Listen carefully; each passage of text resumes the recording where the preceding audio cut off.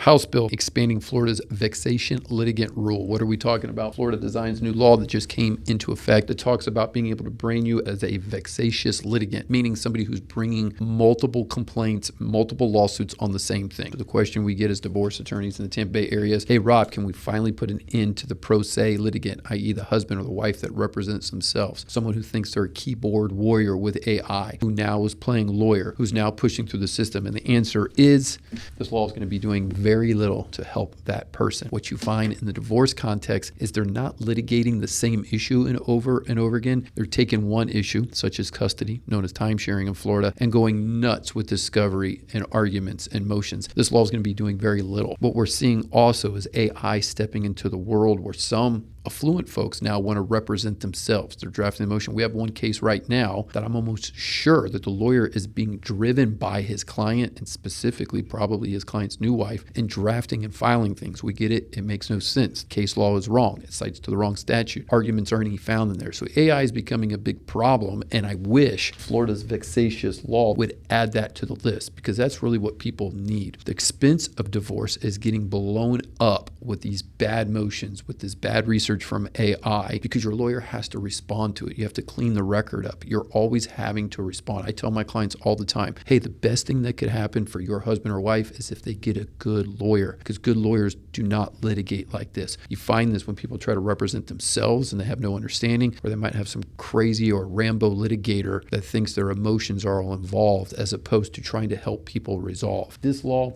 not going to help just end it, because you have a constitutional right to be an idiot in the courtroom. The judges call the balls and strikes. They're supposed to put an end to this type of bad litigation, but it doesn't mean that you don't get hit with the expenses of having to respond to it and having to file motions. So it's unnecessarily driving the expense. A lot of people will say, well, good, can't you go after him for sanctions? Yes, but you also can't get blood out of a turnip. If the other side has money and you bring sanctions, then you can get paid. The bad news is a lot of these folks who file these type of things don't have a nickel to their name, or they don't have disposable income, which a sanction would even have any effect. So it really victimized the person in the divorce world who's doing the right thing. So think about that. Too often in our great state, the laws are designed to punish the person who's doing the right thing.